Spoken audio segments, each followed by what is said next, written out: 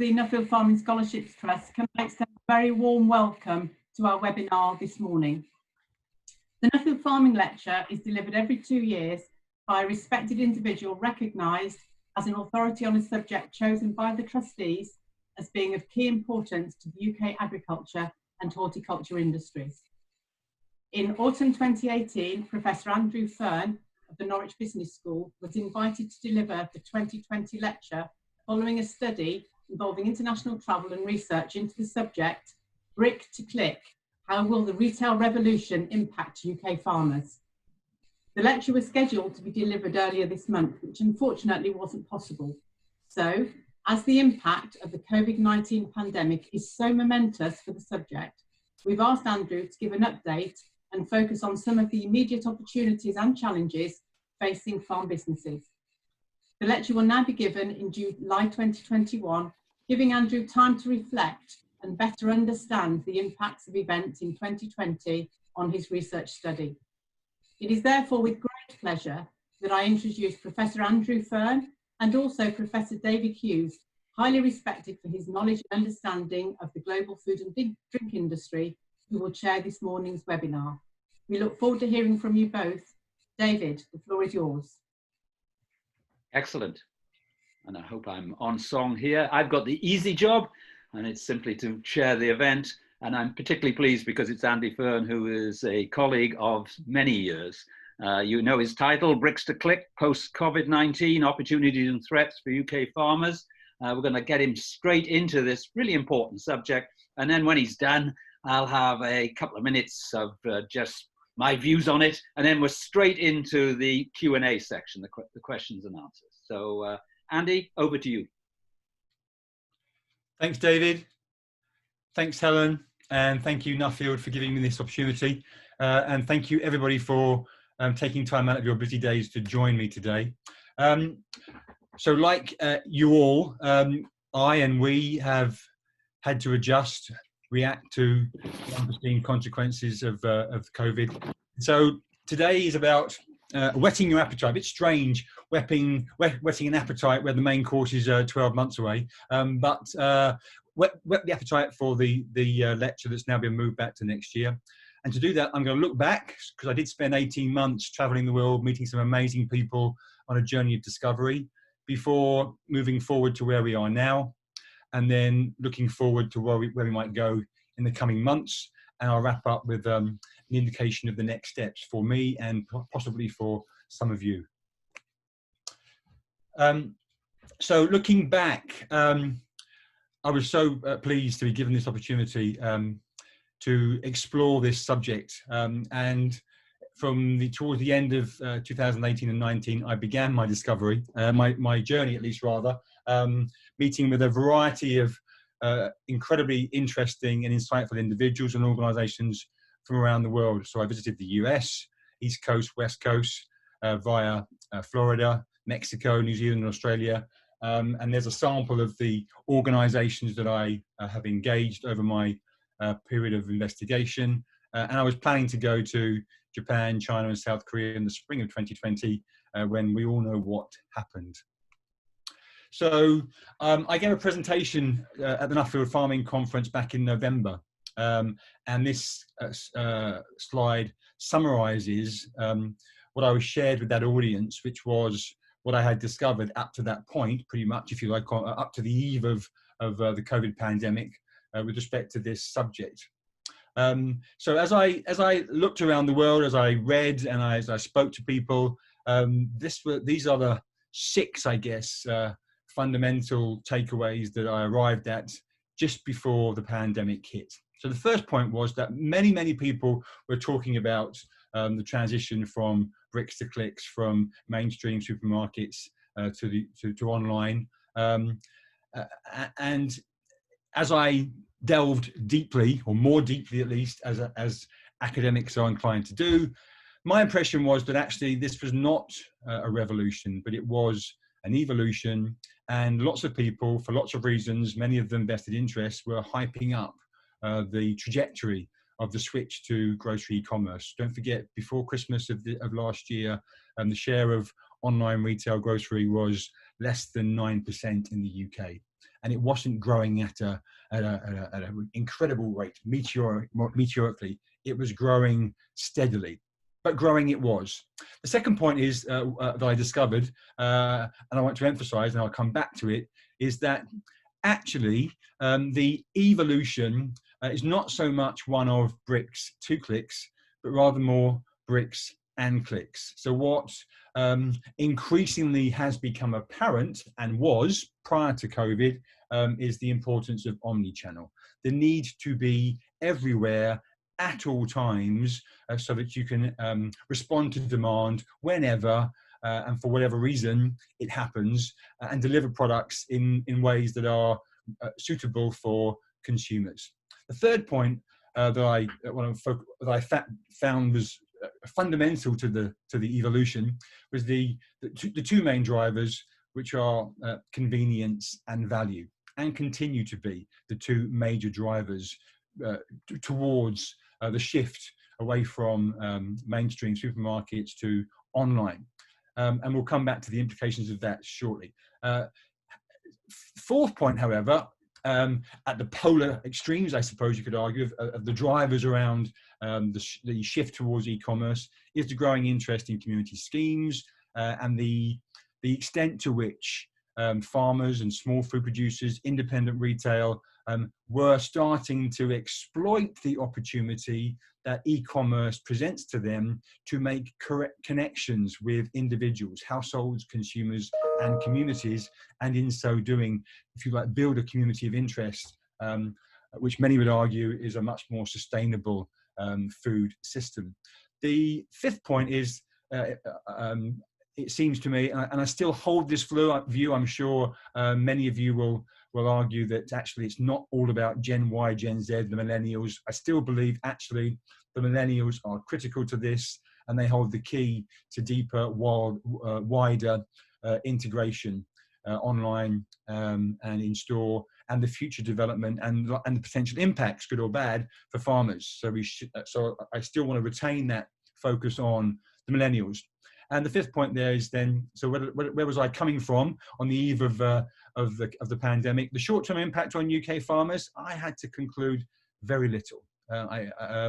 There was not a huge opportunity for major market share gain or capturing of value for the masses, and that's arguably always been the case. The majority are focusing on scale, cost, efficiency, value as translated through price. In the longer term, however, I saw and continue to see significant opportunities for entrepreneurial businesses, but e-commerce is a whole new world from shops, and especially farm shops. So collaboration was, and I think still is, the key. So that's where I was on the eve of COVID, if you like, just before the turn of the year. And then we had this dual shock. So the black swan, yeah, the shock that nobody sees. And you could argue that actually many people saw this coming, or were arguing that things like this are going to come. But to all intents and purposes, from an industry perspective, the pandemic, the COVID pandemic, was a black swan, and the aftershock, which we are now starting to embrace, which is the second. So that's why we've got two black swans on the right-hand side.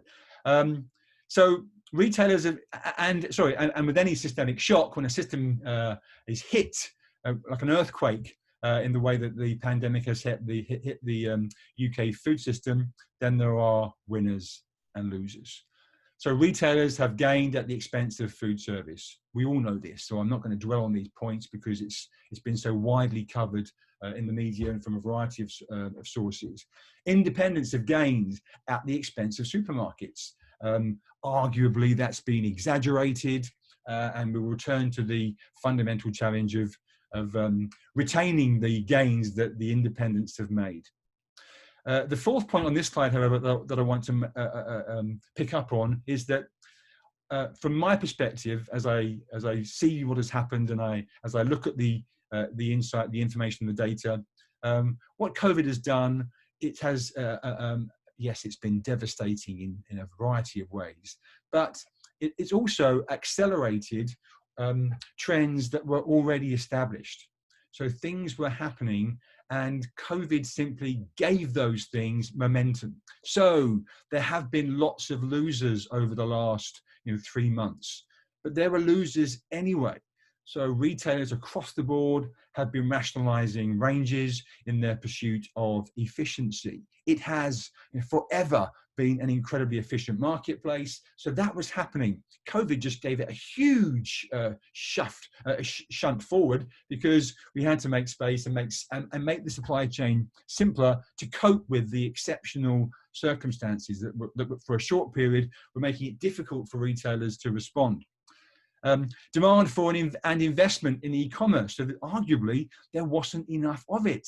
The incumbents had been around for a long time, but now, as we all know, significant investment has been made because demand has gone off the charts. But as many stakeholders in the industry have been quick to point out, the percentage growth in grocery e-commerce may have doubled, trebled, or quadrupled, but it's still the bricks and mortar that take the lion's share of demand.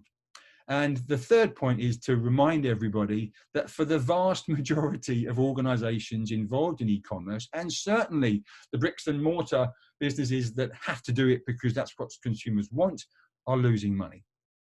And many of the independents and small businesses that stepped into the breach when the mainstream supermarkets for a short period of time couldn't cope, often were doing so without making money. They were working in partnership with other businesses who may have lost capacity or business in food service. So an opportunity was presented to them to step in and meet demand, but in many cases, at least the ones I've spoken to, they weren't making any money out of it.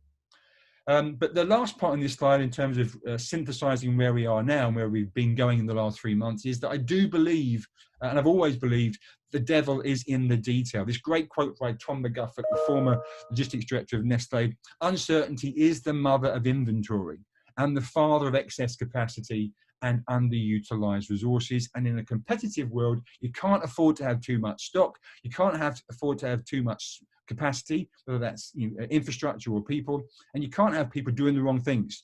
And my most in-depth insight of all is that assumptions are the mother of all stuff-ups, and now is not a time to be making assumptions. So let's get into some of the detail. The winners and losers. So I want to dig a bit deeper and share with you some research that we've been conducting over the last 3 months to understand better the dynamics of what's been going on. And I've done that in 3 ways, and with the assistance of 3 key people. So Konrad Malajewski, my incredibly bright, intelligent, and energetic and enthusiastic research assistant, has been looking at the data that we access through the Who Buys My Food project to look at the impact that the COVID's had on products.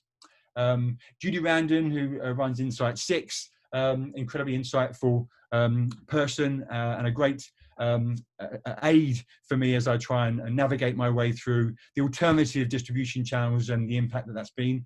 Judy has conducted, and her organisation have conducted, some grocery retail audits across the landscape, the results of which I'm going to summarise shortly. And thirdly, Carol Raithatha, who's been a fantastic shoulder to lean on, someone that I've discussed so much with over the last 18 months, and who ran some focus groups for me in the last couple of months, focusing particularly on millennials. We were looking at millennials who buy their food online from supermarkets, and millennials who buy their food from independents, aggregators, and direct from farms, to establish what's the motivation in pursuit of an answer to the question, how resilient will be the switch that we have observed. So a couple of slides from the supermarket data that relates to the 104 product categories, the 5,000 or so products that we have access to, and that we give away for free to farmers and small food producers around the country to help them get a better understanding of who buys what and who's buying their products, without which, of course, they're all driving blind. This chart, noisy though it might be, is designed to demonstrate that there are approximately, and unfortunately, Helen, Emily, and David, your squares are covering up my screen, so I can't see them. But sorry, so total sales down by about 3.5%, online up 65%. But what this chart is showing is that there's, broadly speaking, an equal distribution of winners and losers overall. So it's not the case that everyone has won or everyone has lost. As you'd expect, when a shock hits the system, there's a shakeout. And there's been some significant winners and some significant losers. If we look at the impact specifically online, then what this chart is showing you is on the vertical axis, we've got change in total sales over the 3 weeks during which the pandemic has been, we've been in lockdown, and the 3 months, prior.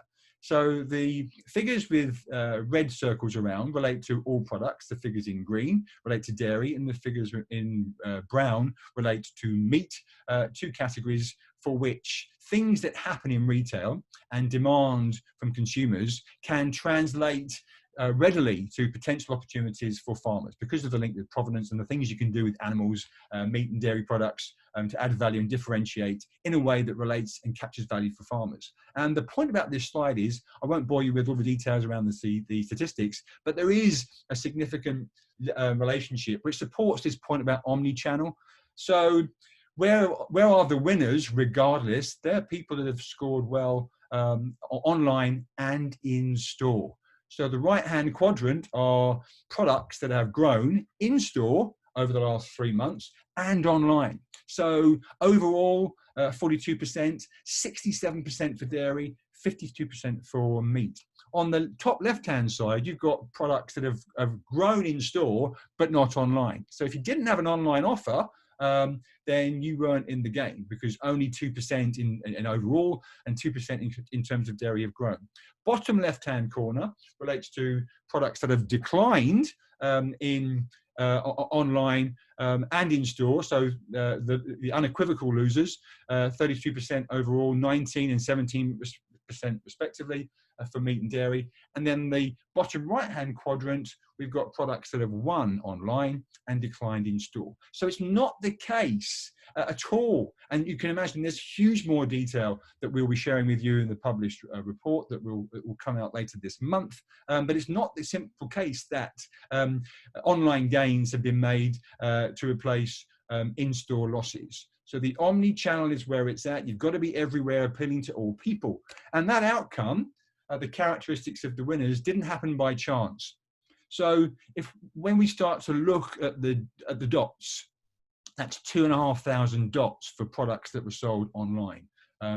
Interestingly, that's half of all products from the 114 product categories that our small producers sell into. So they're not all available online anyway, at least in supermarket supply chains. Winning brands are brands that are relevant and distinctive. They appeal to very specific groups of people. So wherever they're made available, people want to buy them, online and in store. And those suppliers were able to retain and in some cases increase their distribution whilst their competitors were relegated to the growing pile of victim lines. So there's a constant battle for shelf space and a constant battle for mind space. The winners were able to win on both counts because consumers want to buy their products and they made sure they were available. In the case of small businesses, how do they do that? It's not by chance. So the outcome for the smaller producers was engineered by the targeted allocation of resources to ensure that customers, that's their retail customers, and consumers were only given reasons to reward them and never given an opportunity to switch. If you're a small producer supplying everybody and everyone asks you to help them because they can't get enough of your product, what do? You spin the roulette wheel. If you're a small producer that understands who your key customers are, you allocate resources to ensure you look after them. So key customers, key consumers, and managing them is a critical factor for success.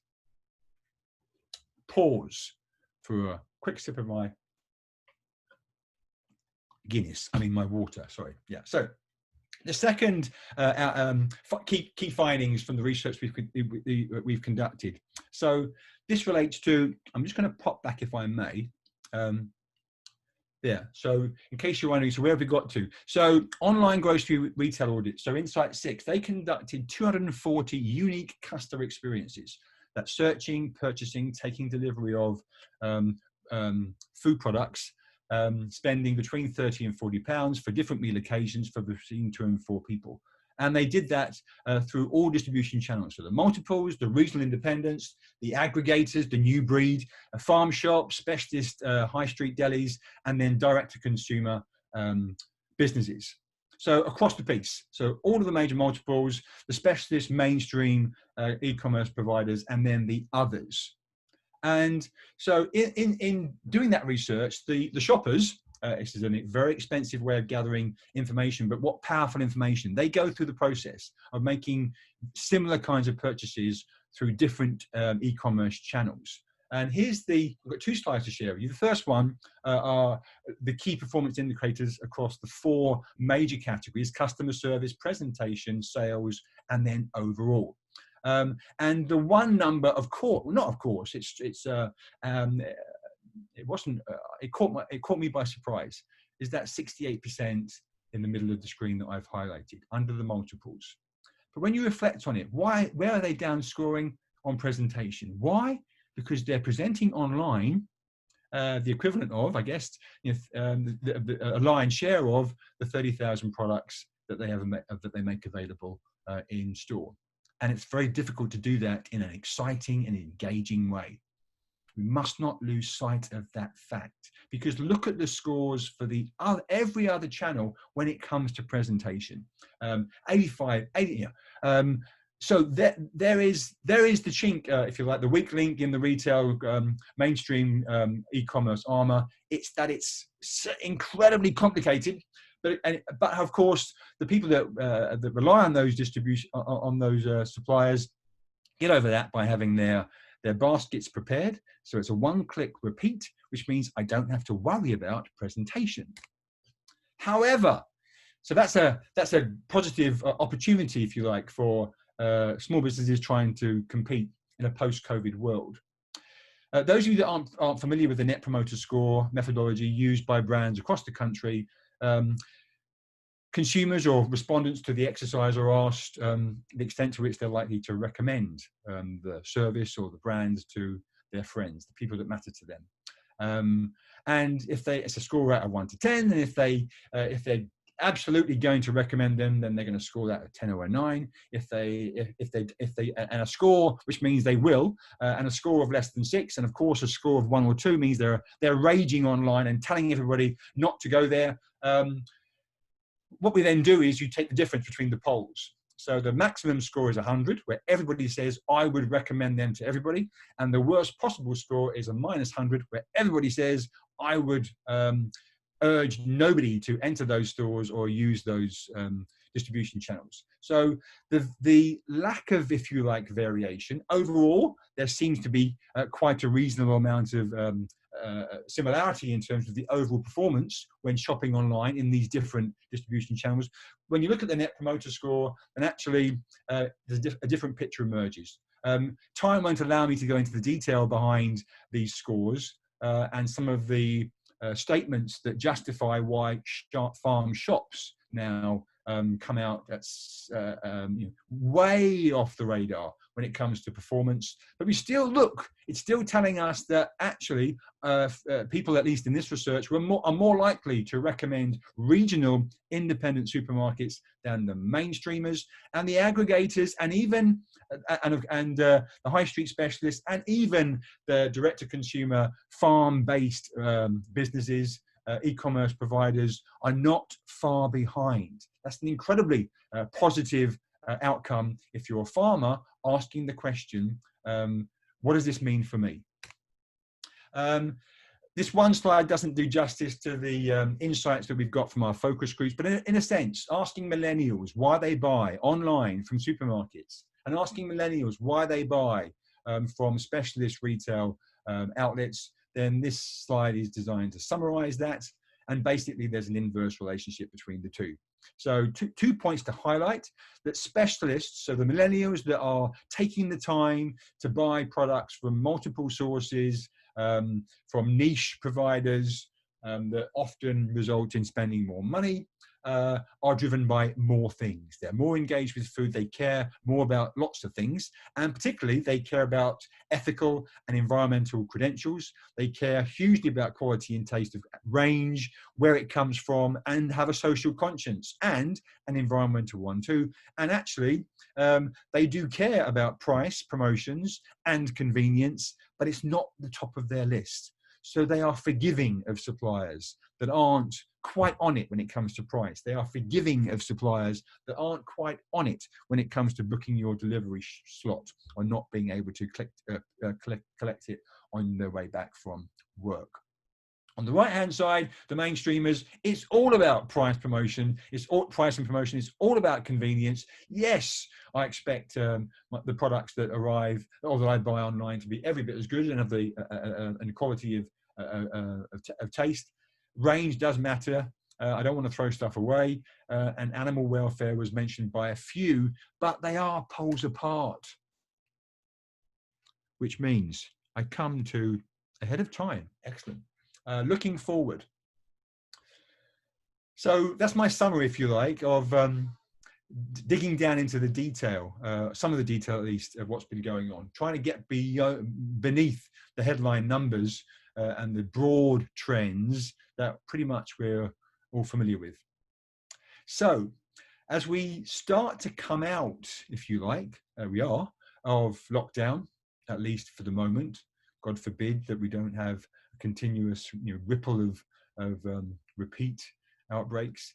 But looking forward, the focus is already shifting, and it seems to me will continue to shift from the pandemic to the recession. So I mentioned this right at the beginning, and I haven't returned to it, but now is the time to, because it is the ripple effect, and it will test the resolve of all those consumers who switched during lockdown. And I've spoken to many businesses who are already reporting sales starting to decline. Businesses who did profit from consumers reaching out to them. What did the lockdown do? It forced many people to go to places they've never been before, but not physically, online. And in so doing, improve their skill in navigating websites. And when with failure after failure after failure in getting deliveries, and failure after failure after failure, visiting their local shops, finding shelves empty, or not being able to buy the things they wanted, waking up to the fragility of our food system, and the implications for shocks of the kind that we've experienced, which many people believe is just another of many more to come. So in so doing, it's awoken the society's conscience. It's made people more aware of the fragility of our food system. Let us not forget, we still import half of the food that we consume in this country. And as a result, there is a rational reason for buying local. There is a rational argument for paying a little bit more to keep our local, regional, and of course our national food supply chains functioning.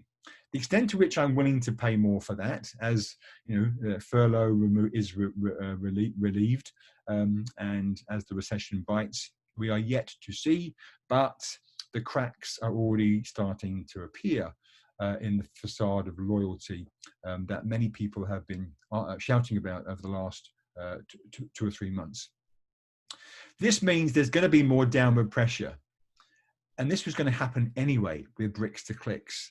So the shift from mainstream grocery retail in supermarkets to online brings in giants that have been watching from the side. So we are about to see the mother of all battles for market share when Amazon entered the fray with relish, with scale, with expertise, with infrastructure that few will be able to match. So that was going to come. Back to my evolutionary journey. It was going to come. It's just that it's going to come very, very quickly because of the recession.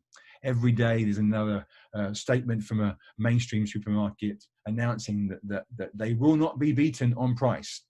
And the reality is that ripples through the supply chain, and everybody will take a hit, including farmers. So looking forward, there's going to be more downward pressure on prices. There's going to be more downward pressure on margins, which for the majority of commodity producers are already red and trending downwards, and for which subsidies are being phased out.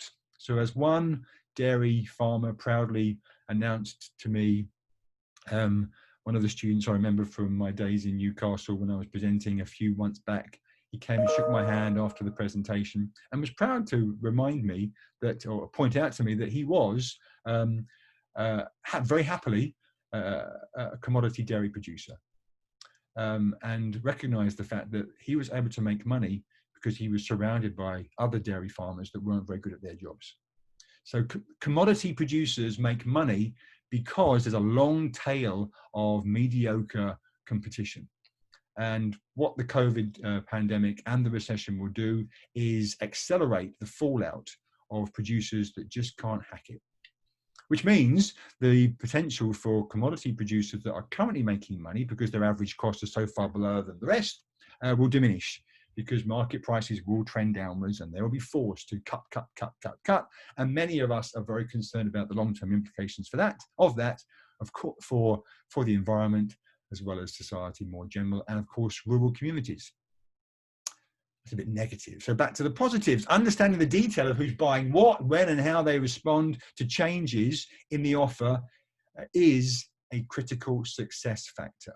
The exciting thing about e-commerce is the connection is possible. The data exists. Every time you send a consignment out, it's going to a postcode. You know where these people are, and actually you can have a good stab at the kind of people they are and how to develop a relationship with them. And that's a huge transition. So what we've seen over the last 3 months with the small businesses coming to the aid of people truly concerned that they can't get food on their tables, doing the most amazing job, is that they were spending all of their time and continue to do so in sourcing, assembling, packing, and shipping. And doing that more and more and more and faster and faster and faster because the demand was there, and having no time or no spare capacity, let alone cash, to build relationships, to invest in the long-term growth that they risk losing. So fourth dot point is about retention. Retention is the fundamental challenge. Consumers, it seems to me, and I'm more inclined to believe this than I was before we did our research, are willing to support producers and farmers. And a subset of those who have converted are willing to pay more if they're given a compelling reason to resist transgression when Amazon, who have been furnishing them with an array of products that they've been buying whilst having nothing else to do during lockdown, gosh, they trust Amazon like no other. When Amazon come knocking on the door of Prime members, offering them free delivery of their groceries, they will have an immediate impact. And the allure of that to those millennials who have Amazon tattooed in their wallets and in their hearts and in their minds because they're so good at what they do, they will be tempted to switch. Farmers must, therefore, this word, we all use it in every single presentation. They've got to continue to work at collaboration because it's not happening fast enough. There's not enough of it. It needs to be horizontal and vertical. I could take you back to that slide. The aggregators, they're doing a fantastic job. The aggregators reach out to farmers and small food producers who help them, the aggregators, differentiate their offer. Farmers need to work with them. Farmers need to stop trying to do things by themselves. The D2C numbers, the direct-to-consumer numbers, are encouraging, but when push comes to shove, when time starts to get limited, as lockdown is released and some of us return back to work if we've got jobs, The time it takes to go sourcing for meals from multiple websites and pay the premium, you wonder, will the repeat purchase be there? And collaborating with other stakeholders in the supply chain to provide a more convenient and engaging shopping experience, reduce the cost of distribution. If you go to if you're buying from a multiple platform or multiple platforms and everyone's charging you £5 for delivery of X, Y, Z, you very soon stop and you're not going to do it. Investing in customer loyalty and get into the data. You've got to get into the data. You've got to get into the data. The devil is in the detail, and that's not a skill or capability that many small businesses, let alone small farming businesses, have. So none of that can happen by itself. None of those things will happen in isolation. Collaboration is the key. And the window of opportunity, I believe, is closing fast. So you can't rest on your laurels. You've got to keep this momentum before it's slammed shut, the window that is on us. So my last slide then is the next steps. So it is a year away, and I think that's about right, because it's going to be many before we revisit the bricks to clicks question and the impact on farmers. So there's loads of stuff being published and talked about in terms of the impact on consumers, how their behaviour is changing, what manufacturers and retailers are doing. Not so many people are caring to consider the impact of all this right upstream on farmers. I think I've made my point very clear. For the masses, prices, margins are going to be squeezed. For the few entrepreneurial farmers that want to grasp the opportunity, then there are plenty. The new normal, whatever that is.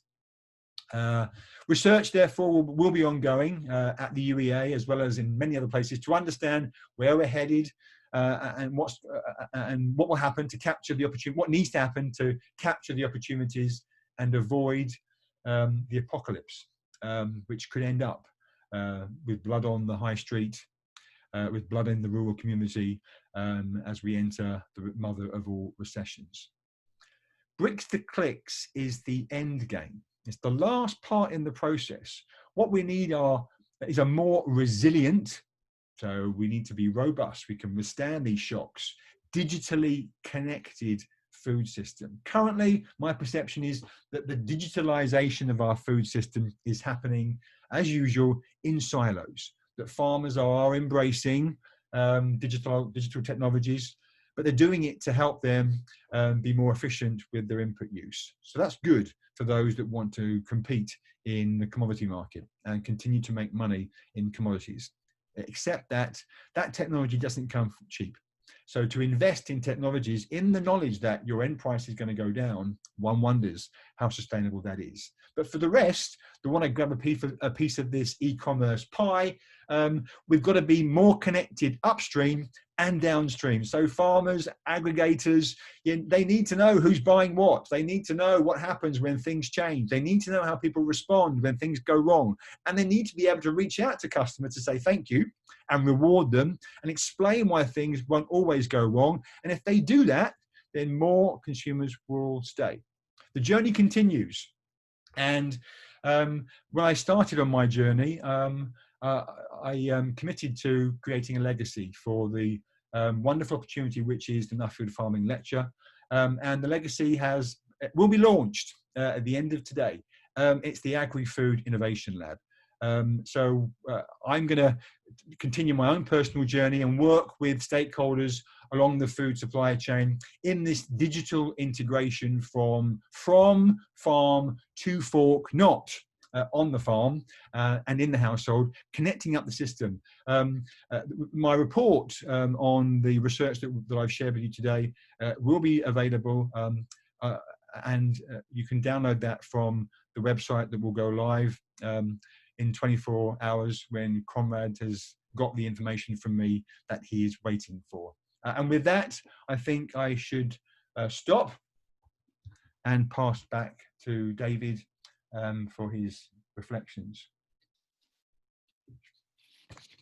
Great. Am I appearing on screen? I hope so. I'm off and away. Thank you very much, Andy. And I'm not going to summarize it, but I have a couple of, as you say, reflections. I mean, actually, for me, consumer behavior post COVID I'm interested in, and I think it reflects in part our experience during it. And it differs right across the world. You know, here we are in the UK, and we've had 290,000 cases of COVID and the better part of 45,000 deaths. Just contrast that, say, in Japan, which has twice the population of us, and they had 20,000 cases and 1,000 deaths. And I would suggest that they have a completely different experience associated with the pandemic.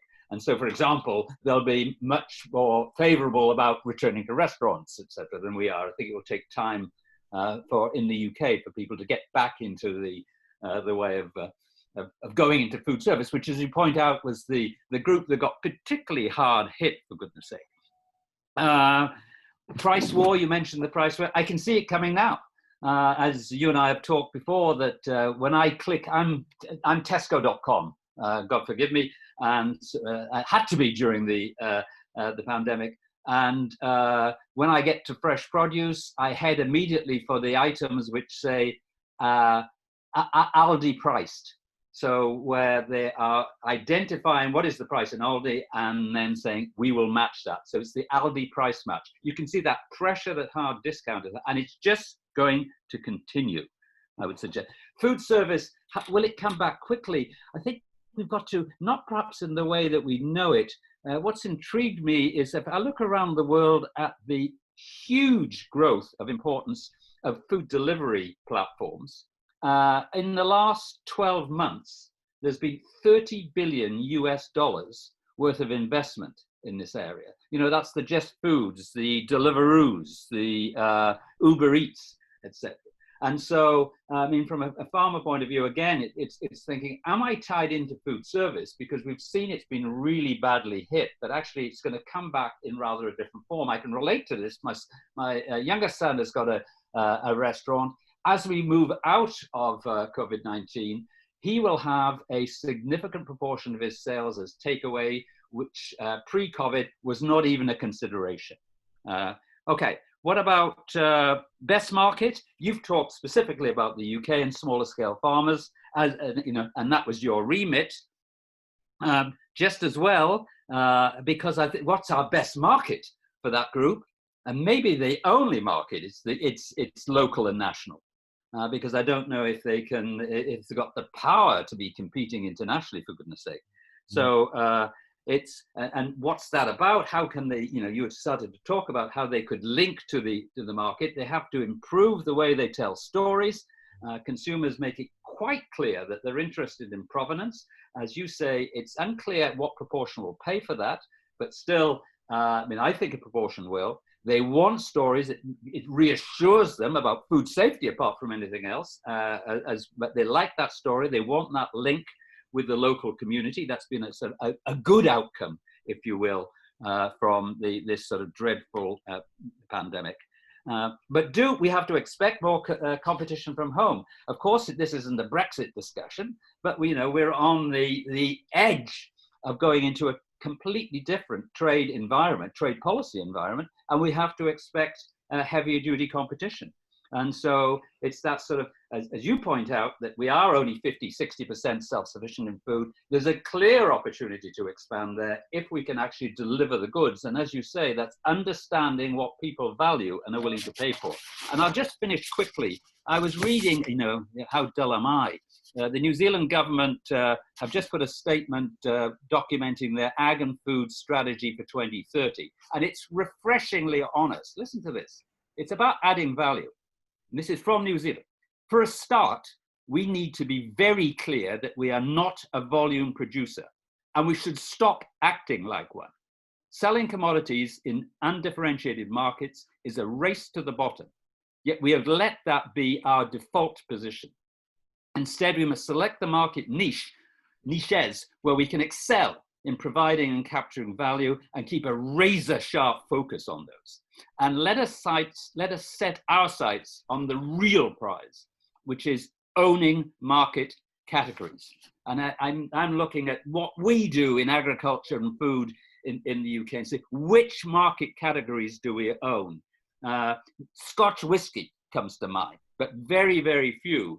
And it's that sort of focus on the home market and claiming our birthright, if you will, which is our own domestic market. So for what it's, that's my quick rant. And I forgot to say, can you keep sending in questions? We do have some, and it's my job now, as I understand it, to sort of read them out and get you, Andy, to respond accordingly. So I think you've already, let me start with one. Are value and price really the same thing? What's your view? Was that a question? Are value and price the same? Yeah. No. So the answer is no. So everybody's value proposition is a constellation of attributes. So for some, the value proposition is dominated by price. If you're a single parent with 3 children, with no prospect of a job, then it's quite clear you might care about the environment, and you might fear for the future of your children, but you need to get food on the table. For others, so those millennials that have a reasonable level of disposable income, and perhaps are more aware of the implications of that wretched race to the bottom that David so well described just there. For them, value means an array of different things. And that slide, I'm not going to go back, that contrasted the millennials who buy from the farm shops and the aggregators and the specialist e-commerce outlets with the millennials that buy from Tesco and Ocado and the mainstreamers. That's it. So for them, value is about price and convenience. The e-commerce world is, I want it, and I want it now, and I'm not going to pay for the delivery. Whereas for the others, they accept that there are extra costs if what we want is something special and sustainable. So I think, David, to your point about provenance and it mattering, we've got to keep ramming home the message, but not, if you like, by making false claims about how we're going to be poisoned by the food from around the world that's going to be imported because we've been betrayed in negotiation. I simply don't think that's a very good way at all of trying to scare people into buy locally. We should espouse the virtues, the benefits to your health, the benefits to the environment, and the benefits to the community and the economy of buying locally and regionally. Right, thanks. And actually, just to add to your response, I mean, of course, households can define value differently depending on the time of week. I would suggest that, like Monday to Thursday, when you're in some value mode, is more about quick. Now I'm interested in trying to minimize the budget on food, but also, can I get that meal in front of the children? And that's sort of fuel food. Whereas at the weekend, it's more about story food. And then there are different criteria. I'm willing to pay more for more. And that's the real challenge from a farmer point of view, is what do people value and are willing to pay more for? Yeah, and so on that point, David, it's a really important segue back into the data. So if you take consumers that are coming onto your website or visiting your farm shop and buying different things, if you look at that, what they buy in aggregate, they might buy everything, in which case you might conclude, well, I can therefore throw everything at them. If you get into the detail of transactions, that's when you discover that David bought what was on promotion on Wednesday, and it was a pack of X or Y for 2 for a midweek snack. But actually, he picked out at the weekend and bought this, gourmet blend because they were for different meal occasions. So that you can only identify those distinct opportunities, the same people valuing different things at different times, by getting into the detail of the data. Right, thank you. What about, can you give an example of a good regional supermarket doing so well compared to others? Yeah, well, in the UK, East England Co-op, of course, on my doorstep. Absolutely. So, and why? Because like all good regional retailers, they have a very, very strong regional offer. They have a loyalty program that rewards you for visiting them frequently. Their ownership is shared. So their governance and organizational structure is one that matches with consumers that have an attachment to and a loyalty for their region. Mm-hmm. Right, and just reflecting your comment on Amazon, you're quite right. How powerful they are. We're Amazon Prime. I've seen the delivery driver for Amazon more than I've seen my grandchildren over the last 4 months. I know when his birthday is, for God's sake. There we go. So where are we now? No, I'll wait for the questions. Go on, yeah. How big is the specialist group compared with the mainstream? So, this group which we can particularly... Tiny, but that's not a bad thing. But back to your, it's tiny. Is it 1-2%? It's tiny, the specialist group, absolutely tiny. But what matters is that in particular locations, in and around cities, in different, spread across the country, their penetration might be 3, 4, 5%. But that's, look at the total market, 60 million households, for goodness sake. You don't need to appeal to all of them. And when you've got countries like New Zealand saying we should stop trying to sell our stuff to everybody, just convert that to your own space in Cornwall, in Devon, in Shropshire, and of course in Norfolk and Suffolk and elsewhere. So yes, it's tiny, but and it has always been the case. And the trouble with so many entrepreneurial businesses that trying to jump on the bandwagon is that they look to scale up, they look to expand. I mean, we've over the 15 years now working with our small businesses in the Who Buys My Food project, the biggest single mistake I would say most of them make is to pursue additional distribution ahead of time. So the obsession with scale draws you to reach out beyond your locale, far ahead of the of when demand has been established, which means you start to send stuff out that doesn't get purchased, the rate of sale declines, your distributors, whether they're wholesale or retailers, lose interest in you, and your business declines. So you must, farmers, small business, the specialists, they must not reach out too far, too quick. I believe fundamentally that organic growth is the only sustainable. And as Judy is just reaching out to us all there, personalization is crucial. How can you personalize an offer to 60 million households, or 40 or 30 or even 1 million? It's almost impossible unless you've got significant resources and the artificial intelligence and the algorithm that captures that you're one of those. So we're going to send you that email and you're going to get these follow-on promotions. And we're going to develop all of these new offers because we know who you are. And it does that automatically. That's the investment in IT and digitalization that simply isn't there when it comes. And right. And that's, yeah, no, sorry, come on. yes, There's more questions. Yeah. I'm going to read one here. You mentioned both resilience and squeeze margins as features of future supply chains. How do these two things square? How do minimal margins allow for the buffer that permits businesses to be resilient, which the COVID shock highlights is essential? That's a really good question. Look, building resilience during periods when price is declining is clearly very difficult. But I go back to that quote I gave you, which was around assumptions being the mother of all, and uncertainty being, the driver of underutilized resources. So I go back to my point about commodity producers surviving because they're surrounded by mediocrity. So margins are going to be squeezed, right? But the fact is that there is fat in the system. There are resources that are being misallocated.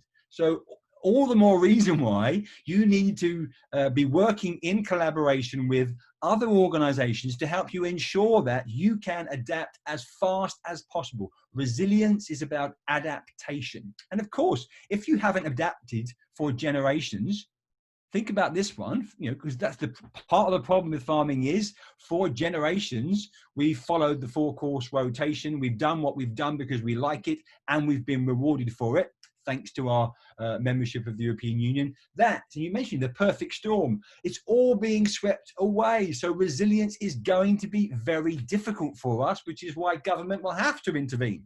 They don't want to, but they will have to intervene, because if they don't, then too many will go by the wayside too quick. Our dependence on imports will increase and concerns about food security will rise. But square that circle with the recession and you're in a very, very difficult place. I'm not God. I haven't got a magic wand. It won't be easy. Thank you, sir. Now, here's the question which could have been asked every decade for the past 6, which is the call for farmers to collaborate is more easy to say than actually to do. especially for those farm businesses who want to but don't know where to start. Have you got some examples? Can you start us on our more collaborative journey? Well, the examples of failed collaborations are clearly greater than the ones of success. But look, an example that one of the examples I always use, and this is not one of horizontal collaboration. I deliberately emphasise it's not just farmers and farmers and farmers, but it's Dingley Dell, for goodness sake. Everybody's got to go and check out, Dingley Dell's website, the Suffolk pig producer, that's just an outstanding example of success and what it takes to win. So, two brothers producing pigs and investing over a decade effort to understand what makes a tastier pig, and then identifying a wholesale distributor, direct meats, who get their Dingley Dell pork in the restaurants, all the top restaurants in London, and then start to export those products around the world. So that collaboration is successful because what they have to offer is special. So investment in a pig and a process that delivers meat to die for in an environmentally sustainable way, and inviting chefs to the farm, you can translate that message. So there has to be a point of difference. There has to be a clear plan and a strategy and an end game, and then you bring people with you. The trouble is, it is difficult. And what happens is we try to collaborate in something and it doesn't work, so we give up. Point number one. Point number two is, we all know this to be true. It's still the truth that our biggest competitor as farmer A is farmer B. And why? Because I've already explained the commodity model is one where I make money because I'm better than you. So what's my incentive to collaborate? So sorry, is there a plethora of examples of successful collaborations? The answer is no, but we need to, you all need to, we all need to focus on the benefits. And recognize that when you're changing your behaviors, it's sometimes difficult for them to sustain, and it doesn't always work first time. So I completely agree, collaboration is not easy, but how else are farmers who are engaging in the process of digitalization downstream, where are they going to get the know-how and the cash and the capacity to capture more of that market? By themselves, they have not got a cat in hell's chance. So rather than trying to capture it all for yourselves, you should be having the conversations. And when I could go on, I'm in rant mode now, but you've been doing this as long as I have, David. 9 times out of 10, the answer we get back is, it's all too hard, it doesn't work. It's not for everybody. If you're a commodity producer, the masses, they don't want to collaborate. No, you're right. I mean, if you wanted a little tiny example, so back to my younger son with his restaurant in Devon, which has been closed, of course, just opened, that he started a little supply chain, local farmer, 5 miles away, delivers milk every night. He produces Happy Cow ice cream, which is sold the next day on a takeaway basis. And it's been, in a little modest way, hugely successful. It's just a tiny little way. But one thing is quite clear, is that consumers, and particularly when they're in eating out mode, really want to know the story. They really want to know where it comes from, and they will reward you then. Actually, they'll reward you more when they're eating out than they will when they're at home, for one reason. And David, Christine, take on this. She just drew to my attention, of course, buying groups and buying cooperatives, Anglia Farmers, Family of Farmers. There are many farming collaborations who have been incredibly successful. I would also argue they've been successful because they've focused on reducing cost. So they're successful because the members of those groups value the role that they play in reducing their cost of production, so they can continue to survive in a commodity world. Right. Just if you were to look ahead, let's sort of leap to 2030. I'm just adapting a question here. What proportion of groceries do you think will be online in the UK? Yeah, good question. Yeah. So, as with that pendulum with food service and food retail, is it going to get to over half? I think quite likely. I think quite likely we're going to see a continuation because of the investment that the major players have now made, which will accelerate the rate of growth that was really quite small. So if the market share in total now may have doubled to, I don't know, 15, 16, 17%, then in another 10 or 15 years, could that have doubled again? Absolutely. So might we see half of the food that we buy being purchased online? I see no reason why not. Mm-hmm. All the more reason to be investing, and because remember that point I made, you know, grocery e-commerce, it's a different world to the farm shop. Right. Yeah, I mean, it's so intriguing. I know we're running out of time, and I don't know how much time we'll be allowed. Somebody will tell me in a minute. But there's, you know, with COVID-19 and you know the sort of the crisis and the challenges it's brought, but it's just one of many. As we said, with the Brexit element, if I look what's happening, if I reflect back over the last 2 years, I've never seen a global food industry changing at such a rate, and that has been accelerated by the pandemic. And you know, there's and it is very, very challenging, as you say, and it's threatening to a lot of people who they're not performing at the right level. You know, we don't have the time, nor is it necessarily relevant. But if you look at protein, the developments of alternative proteins, etc., a lot will happen, and we'll see huge change within the next 5, 10, 15 years. Hang on, let's see, what else can I ask you here? Actually, you've always had, God love you, because of Dunnhumby data from Tesco, you've had access to what we used to call loyalty data. Are loyalty schemes still relevant? And will they be, you know, and are consumers responding to them? And can small companies do this too? Yes, absolutely. I'm sick of people saying they don't work because consumers are promiscuous. So consumers, though some consumers are promiscuous, and if they're not working, it's because they lose relevance. So absolutely, is loyalty important, David? Loyalty is important, and loyalty schemes where you reward people are therefore part of the jigsaw that builds up loyalty. But loyalty comes in different ways. So I understand the question. You know, offering price discounts that reward loyalty, is there still a place for that? Absolutely. So and the obvious example there, you know, if you're a meat producer and you want to sell direct to consumers, there's enough margin in that box of meat. Give them free delivery. Good. It's how you present the reward for loyalty. Does it have to be a card or a particular scheme that gives you so many points that you can cash? For some people, that's what they understand and what they want. For others, they want different rewards. Tell me more about your business. Give me more reasons to buy more. The very fact that we're having a conversation as a relationship and I enjoy it means I want to come back and do more business with you. That's where we're at in e-commerce. Right, I'm going to read you this. We're looking at a long-term view, but post-COVID-19 considerations are mostly short-term to minimize the effects of the eventual recession. So a supply chain outlook appears rather remote on the minds of policymakers. Do you agree?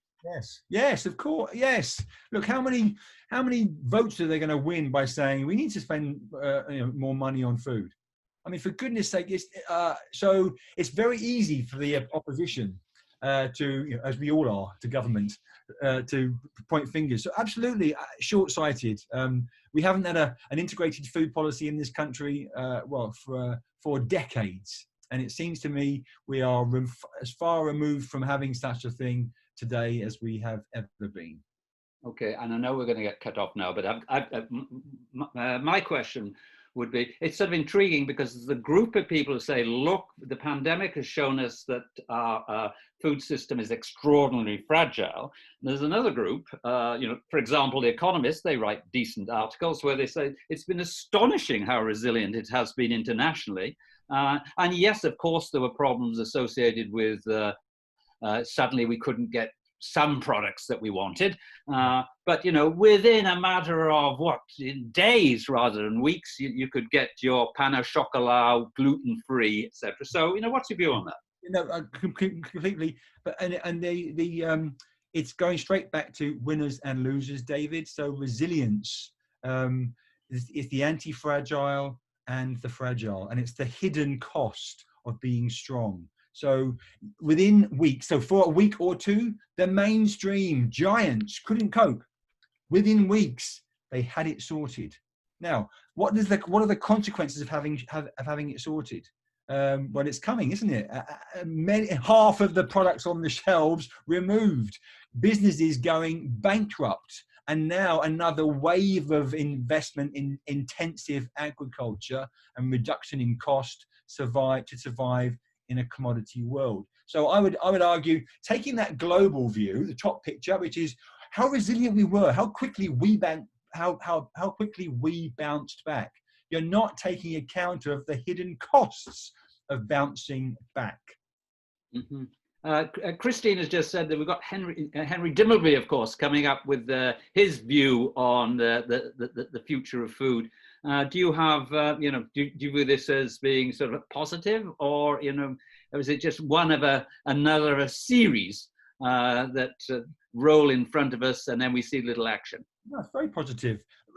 But it's like everything we've been talking about. You can't put all of your chips on one number.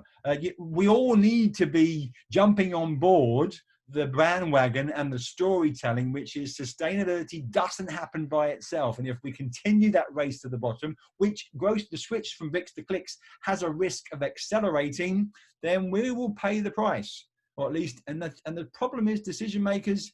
Unfortunately, David, there are people like you and I who will be long gone when the error of judgment made today will affect those future generations. Right, here we go. I've just got a note saying that we've run over, but we've probably got time. I'll pull your plug in a minute. Yes. Yeah, we might have time for a couple more questions, but I'm just running out of them. Excuse me. Let's see, are you happy? Frankly, I think we're about done. Of course, there are a lot more questions, and please send me more. And happy to talk to people. You've got my email address. Visit that website. I'm going to be continuing the conversation, continuing the research. There's as many questions that I've not even begun to answer as those that I've attempted to. So please, happy to engage and continue on my Nuffield journey. Well, that's very civil of you. And also, I guess the presentation is on the Nuffield website at some stage. So if those who want to go back and reflect on it have every opportunity. Yeah. Can I return now to Helen, perhaps? Indeed. Thank you, David, and thank you, Andrew, and thank you both for your time today and for so eloquently sharing your findings, Andrew, and David, for masterminding the question and answer session and giving some reflections on your comments. There are some fascinating questions still coming through, and as David has just alluded, Andrew is very kindly free to engage with anybody who would like to send their specific questions to him to answer. You can either do that through Charlotte, with whom you've been in terms of the arrangements for the seminar, or I guess directly to Andrew, if that's okay with Andrew. By nod of a head, I'm hoping he'll say yes.